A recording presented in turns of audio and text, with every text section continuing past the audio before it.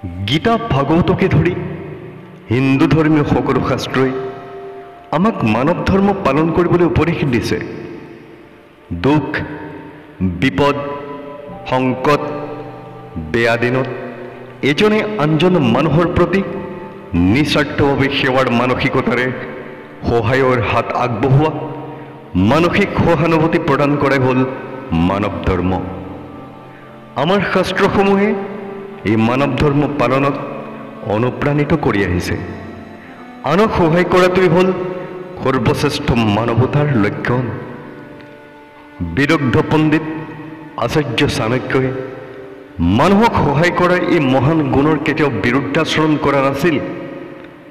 চাণক্যৰ নীতিশাস্ত্ৰই আমাক জীৱনৰ জ্ঞান প্ৰদান কৰে। চাণক্যৰ জ্ঞান আৰু আদৰ্শক আজিও কোনেও ভুল বুলি প্ৰমাণিত কৰিব পৰা নাই। চাণক্যৰ নীতিৰ প্ৰাসংগিকতা আজিও কোনেও নুই কৰিব পৰা নাই।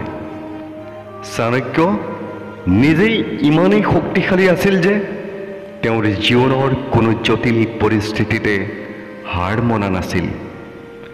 আচাৰ্য চাণক্যৰ অভিমত সকলো মানুহেই আনৰ সহায় পোৱাৰ উপযুক্ত বা যোগ্য নহয়।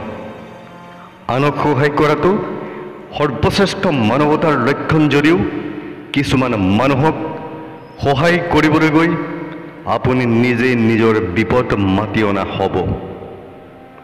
সমাজত এনে কিছুমান মানুহ আছে যিসকল লোকক সহায় কৰিবলৈ গৈ আপুনি নিজেই বিপদত পৰিব বা আপোনাৰ অত্যধিক ক্ষতি হ'ব পাৰে।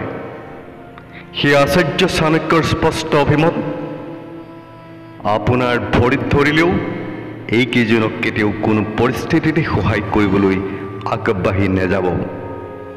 আচাৰ্য চাণক্যৰ মতে আপোনাৰ জীৱনকালত কেতিয়াও কোনো পৰিস্থিতিতে প্ৰথম সেইগৰাকী নাৰী বা সেইজন ব্যক্তিক সহায় কৰিবলৈ নাযাব যি মূৰ্খ।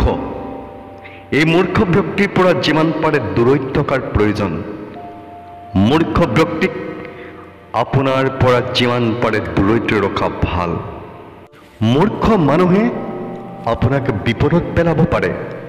মূৰ্খ ব্যক্তি সদায় ক্ষতিকাৰক। মূৰ্খ লোকক কেতিয়াও জ্ঞান দিবলৈ নাযাব। মূৰ্খৰ লগত কোনোদিনে তৰ্ক নকৰিব, কাৰণ মূৰ্খৰ লগত তৰ্ক কৰিবলৈ গ'লে হিতে বিপৰীত হ'ব পাৰে। ওভোতাই মূৰ্খইহে আপোনাক অনিষ্ট কৰাৰ চেষ্টা কৰিব পাৰে। একেদৰে মূৰ্খই আপুনি কৰা সহায়ৰ কোনো মূল্য নুবুজে। মূৰ্খক সহায় কৰি আপুনি বিপদত পৰিব পাৰে। মূৰ্খৰ ভাল চিন্তা কৰিবলৈ গৈ আপুনি অযথা সময় আৰু শক্তি অপচয় নকৰিব। মূৰ্খক সহায় কৰিবলৈ গৈ আপুনি নিজৰ বিপদ চপাই নল'ব। আচাৰ্য চাণক্যৰ মতে, দ্বিতীয়তে, নষ্ট চৰিত্ৰৰ মানুহক কেতিয়াও কোনো সময়তে সহায় কৰিবলৈ নাযাব। চৰিত্ৰহীন মানুহ মানে চৰিত্ৰ নথকা। চৰিত্ৰহীন মানুহ কেতিয়াও কাৰোৰে বিশ্বাসযোগ্য হ'ব নোৱাৰে, কাৰণ তেনে মানুহৰ চৰিত্ৰই নাই।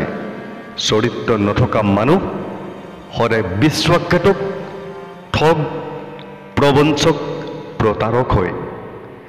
নাৰী হওক, পুৰুষ হওক, সৌন্দৰ্য আৰু মুখৰ কথাত ভুল গৈ চৰিত্ৰহীনবোৰক মুহূৰ্তৰ বাবেও বিশ্বাসত নল'ব। চৰিত্ৰহীনক সহায় কৰিবলৈ গৈ আপুনি খাল খান্দি জখিনি চপাই লোৱা হ'ব। সৌন্দৰ্য আৰু মুখৰ কথাত ভুল গৈ চৰিত্ৰহীনক সহায়ৰ হাত আগবঢ়াই আপুনি শ্ৰেষ্ঠ মানৱতাৰ নিদৰ্শন দেখুৱাবলৈ গৈ মুখ ঠেকেচা খাবলগীয়া হ'ব পাৰে। মনত ৰাখিব, চৰিত্ৰহীন নষ্ট চৰিত্ৰৰ পুৰুষ বা নাৰীয়ে সজ্জনৰ ভাৱমূৰ্তিও কলংকিত কৰিব পাৰে, কাৰণ কুকুৰৰ নেজ কেতিয়াও পোন নহয়। পাপী আৰু অধৰ্মী মানুহে সদায় আনক একেটা জলাশয়ত ঠেলি পেলাবলৈ চেষ্টা কৰে। সেই চৰিত্ৰহীন লোকক কেতিয়াও সহায় কৰিবলৈ নাযাব আৰু চৰিত্ৰহীন পুৰুষ নাৰীৰ পৰা দূৰৈত থাকক। আচাৰ্য চাণক্যৰ মতে, তৃতীয়তে, অকাৰণত সদায় দুখী হৈ থকা মানুহক কেতিয়াও সহায় কৰিবলৈ নাযাব, কাৰণ অকাৰণত সদায় দুখী হৈ থকা মানুহ মনেৰে অসন্তুষ্ট। এনে মনৰ এই অসন্তুষ্টি বেমাৰৰ বাবেই তেওঁলোক সদায় দুখী হৈ থাকে।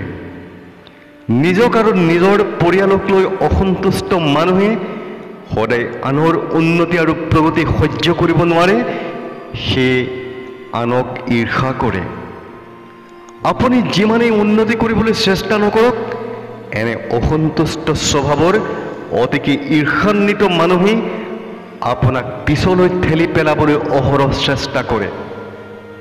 এই স্বভাৱৰ মানুহে বিপদত আপোনাৰ সহায় লৈ বিপদমুক্ত হৈ আপোনাকে অনিষ্ট কৰিবলৈ পাকে প্ৰকাৰে চেষ্টা কৰে।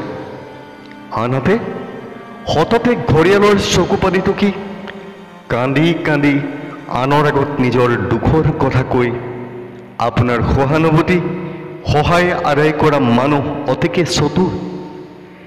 এই ঘৰিয়ালৰ চকু পানী টুকি আপোনাৰ সহানুভূতি আদায় কৰা মানুহে সুবিধা লৈ আপোনাক লঠিয়াই গুচি যাব পাৰে।